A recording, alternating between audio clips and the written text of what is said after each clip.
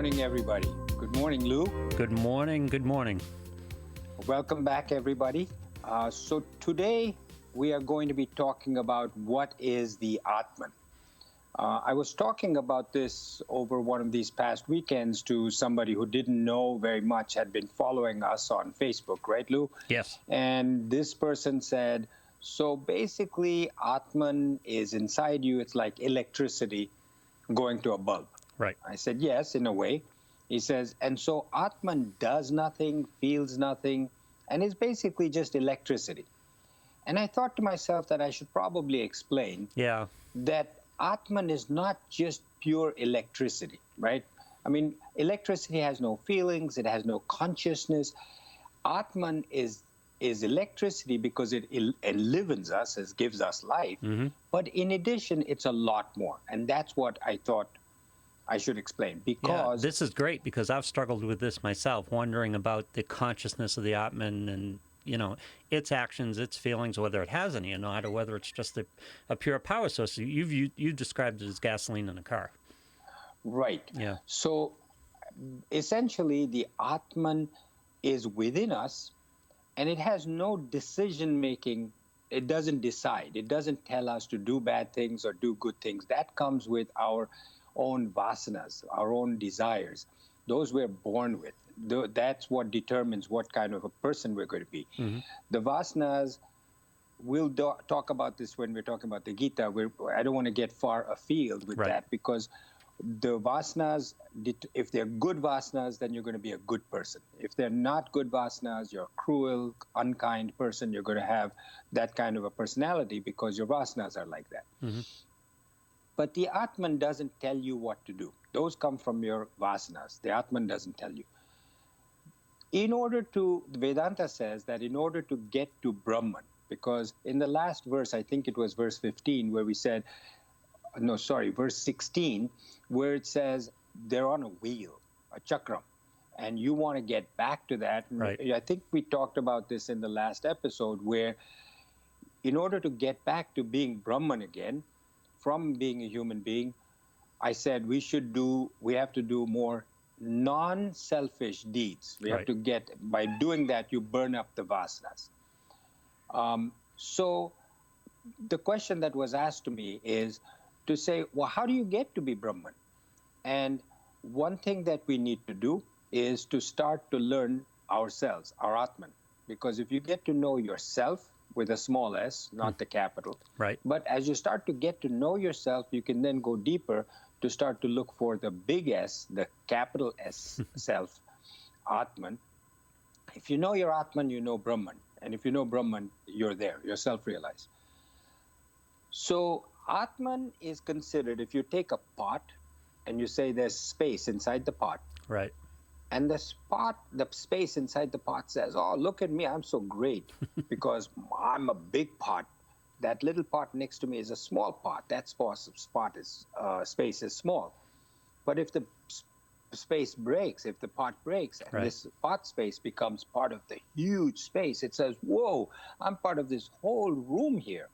And then it realizes not only the room, but the entire universe, all space is part of it. It is part of that space. So that big space, we've talked about this before, is Brahman. Mm-hmm. And the small pot space is Atman. So I have an Atman that enlivens me. Lou, you have an Atman. Mm-hmm. All of us listening, we have an Atman. Now, the difference is that it is right there within us, but we don't know it, right? It's like those movies, where you say, is it like in Star Wars? All of a sudden, you come to find out that, and I don't want to give any secrets away to those people who haven't seen Star Wars, but you say, what, you're my father? Yeah. I didn't know that. Or you see a movie where, this person says, I didn't know I was adopted. I want to go find my real mother, my genuine mother. Right. And it turns out that this is the maid who's been taking care of him all along. She's there pretending to be a maid, but she's really his real natural mother. So similarly, we're looking for everywhere to say, how can I get back to God, to Brahman, when really it's right there within you. Somebody just has to introduce you to it. It was always there. We never knew it. we I heard this somewhere, read this, I don't know who wrote it, but it says we think we are human beings in search of a spiritual experience. The truth is we are spiritual beings having a human experience. Yeah. So Brahman says, I want to have a human experience, and Brahman says, I want to have no feelings. And then Brahman presents himself, as a human being. And then we go back looking for a spiritual experience, when reality is that we are that spiritual experience, just having a human experience right now. We want to get back there. So what we do is we're looking for sense feelings, pleasures of the eyes, pleasures of the tongue, pleasures of the mouth, pleasures of the body, Yeah. money, fame for our intellect, power, reputation, love. These are all from the mind, the body, the intellect, and they're like band-aids. They give you relief for a short period of time, the money, the fame, but you get neutralized to it very quickly. It's beyond you. To get true happiness, which is complete bliss all the time, forever, you need to be aware of yourself, Brahman. And Vedanta says it's all you, with a capital Y. You are the Atman, you are the Brahman. If you get there, you will find it. So, the Chandogya Upanishad says, Tat Tvam Asi. You are that, meaning you are that, meaning Atman or Brahman.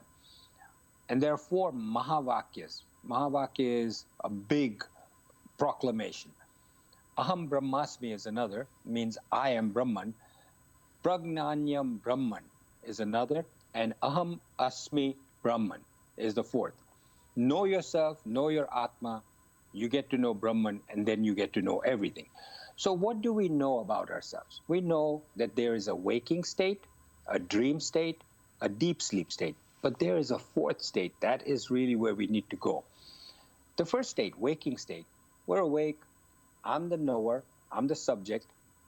What I'm doing right now, or talking to you, Lou, is the object. So the world is the object. I am the subject. That's the waking state. That's the most gross level. At a slightly more subtle level is the dream state, where I'm asleep, I'm dreaming.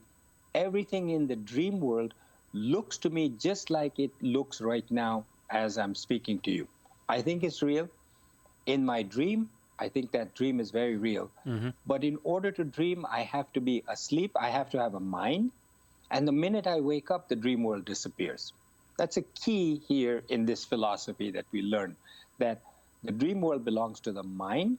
So the waking world may also belong to something else. That's a later point. So this dream state is slightly more subtle than the waking state, mm-hmm. and is known as the Sukshma world.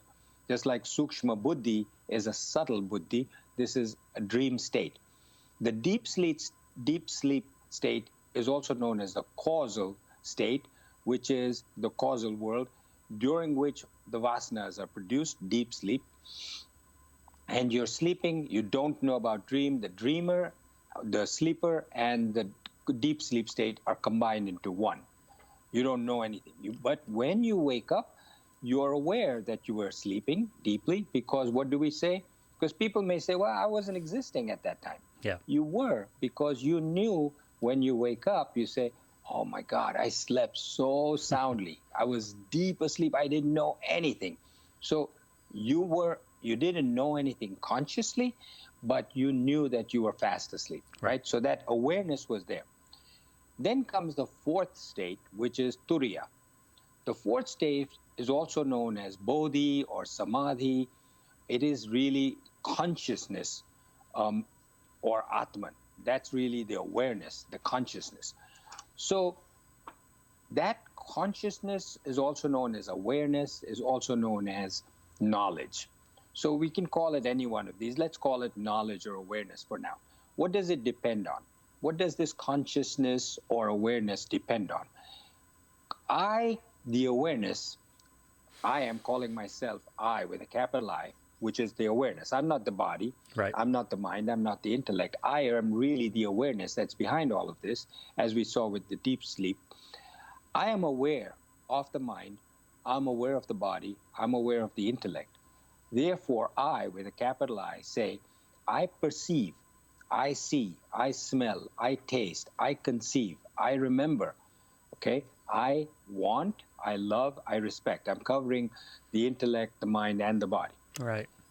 And in Sanskrit, it says that's the three-pati, which is the three Ks, the knower, the known, and the knowledge of the known.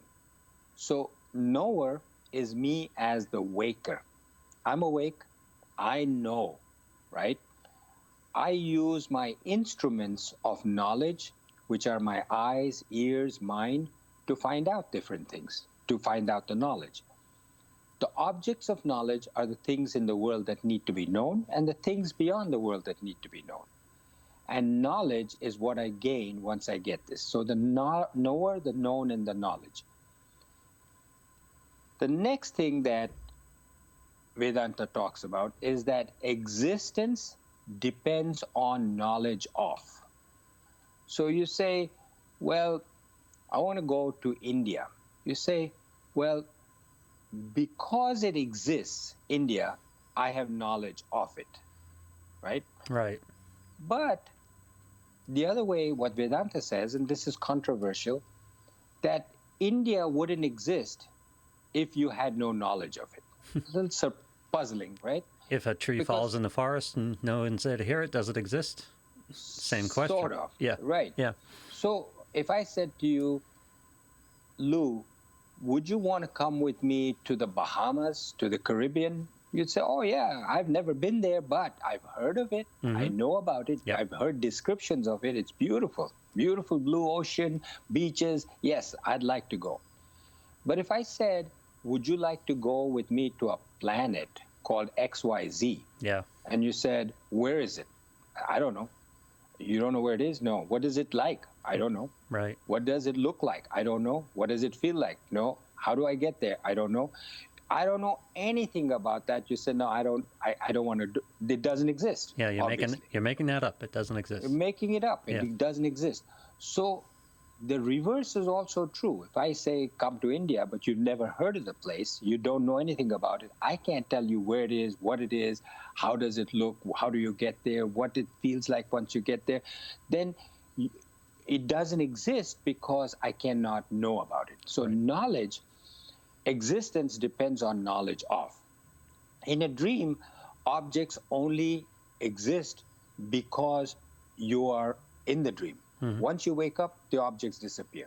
Similarly, what Vedanta says is that this whole world, all these objects, really only aware. This is a much deeper state, but it needs to be aware of because the Atman is really being aware of these things makes them exist.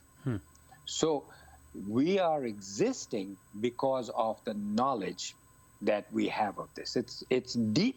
But if you give it some thought, you will think about it. So in a dream, objects only exist because we're dreaming. The minute you wake up, the objects disappear. Similarly, things cannot exist apart from awareness. So if you don't have awareness of them, they don't exist. Knowledge cannot exist without a knower. One deeper state, okay? Before we said the existence of objects depends on knowledge. So if I say, planet XYZ, but I know nothing about it, it doesn't exist. Knowledge cannot exist without a knower. So if there's no knower, you can't have knowledge. Right.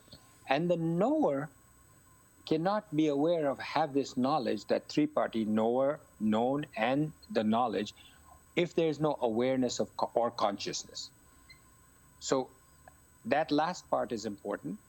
The knower depends on consciousness, awareness, knowledge in order to know. Right. I can't know if I don't have awareness or consciousness. Without the eyes, if my eyes are not there, I'm aware that I'm blind. Yeah. I can't see, but I'm still aware that I can't see. Without my ears, I'm aware that I cannot hear. Right. I'm aware that I cannot hear. So the awareness is there, but my ears are not there. The instruments of knowledge, as I described before, are not there, but everything else is there. And if that awareness is taken away, I'm blank. Yes. I'm dead, right? Right. So it's the awareness that brings about this knowledge. So remember one of our sessions before we gave the analogy of a hot potato? Yes. You take a potato, just for those of you who are not aware of it, you take a potato, you feel it, it's cold. And you say, I need to boil this. So you take a fire, you light it on the gas, you put a pot on it, you put water in it, and the water is cold, the pot is cold, the fire is hot, and you put the cold potato in it. You wait for a few minutes, the pot gets hot, boiling, the water gets hot, boiling, and then the potato starts to boil, really hot, and then you take the potato out, you say, ow, this potato is hot. Yeah. This potato has heat in it. That heat, according to Vedanta, is a false heat because the potato doesn't have heat within itself. Right. So where did the potato get the heat from? Potato got the heat from the hot water. Mm-hmm. The water doesn't have heat. Where did the water get its heat from? From the pan. But the pan doesn't have heat. Where did the pan get the heat from? All of these have false heat. Right. Because after a while, the heat goes away. It just disappears. It becomes cold again. But the fire, which is hot, which gave its heat away to all of these things, is always hot. It's constantly hot. You cannot take the heat away from it. That's true heat. So the false heat of the potato is known as mithya in Sanskrit. The true heat is of the fire. Similarly, in existence, now we're going back to existence, consciousness alone, the awareness, that consciousness that says, I am aware that I am blind. I am aware that I'm deaf. I am aware that I'm dreaming. I am aware this is a bad dream. You know, oftentimes I've had dreams which are bad, and I say, oh my God, this is such a bad dream. Yeah. Part of me says, no, it's just a dream. I say, oh, thank God, okay, keep dreaming. I don't know if that happens to everybody. They say you don't get it, but so I'm aware that I'm dreaming. Right. I'm aware. So consciousness alone, that awareness is real. That's the Atman. The knower, which is me, and the known is false. It only exists, like the potato or the pan or the hot water, because of consciousness. This knower and the known come in pairs, but the false heat of the potato, the false heat of the water, and the false heat of the pan is the falseness. And this exactly is what we were saying before, that existence depends on knowledge of, right? So just like the potato can't be hot unless you have the fire, the existence cannot be there unless you have the consciousness. Things cannot exist apart from that consciousness. So I hope I've confused everybody enough. Sorry. But this is a taste of what Atman is. Like the question that I was asked, is Atman just pure electricity? Does it just give, like you said before, Lou, is it just gasoline in a car, making the car move? And up to now, that was the explanation that I used to use. But then when I realized that it's confusing if you think of it just pure electricity, because it has a lot more. As it enlivens the body, the mind, it has a lot more. Now, there's other concepts that we haven't even touched on here, which is karma. Right. Now, karma means if I do something bad, I am going to repay the price by having the same. Now, if I do something good, I will get repaid in the same kind. That karma is also dependent on this consciousness, this Brahman, this Atman. All of this existence, this whole world, these trees, the sky, the fact that the planets for millions of years are going in exactly the same speed, same circuits, same everything, all of this depends on Brahman. So is that just pure electricity? Electricity can't do that. Right. So there has to be something deeper to this than, and I don't know what it is. I'm just, like I said before many times, I'm just in kindergarten trying to make this simple for everybody and hoping that you take this from me and then study it deeper, so maybe you can explain it to me. The part of this that was compelling for me was we were talking about whether we were spiritual beings in having a human experience, and I think that's true, and I think it's a great way to look at life. And I think we need to differentiate what's going on in us that is the human and what's going on in us that is spiritual. And I think that's a very important point. So that, like, for example, when you were talking about I'm aware that I'm blind, you're not saying you are blind. You're saying I'm aware that I'm blind. And that's the spiritual part. That's the spiritual part showing its awareness as opposed to the human part saying I'm blind. Well, somebody is observing that you're blind. Who is that? That's the spiritual part. Absolutely. Yeah. Good. So I like that's the part that I'm going to latch on, that we need to define what is the human experience part of us and what is the spiritual part of us. Yeah, Vedanta says we go through life identifying with the body and the mind and the intellect. It's so loud in our existence. That is me, that is I, but it's not. The human experience is so loud in our existence, right? It's right what's in front of us. It's very obvious. It's static. And we've got to get behind the static and get to the spiritual part of it. And this is why I'm glad that you're watching this. I'm glad that you're listening to this, because it will benefit you greatly.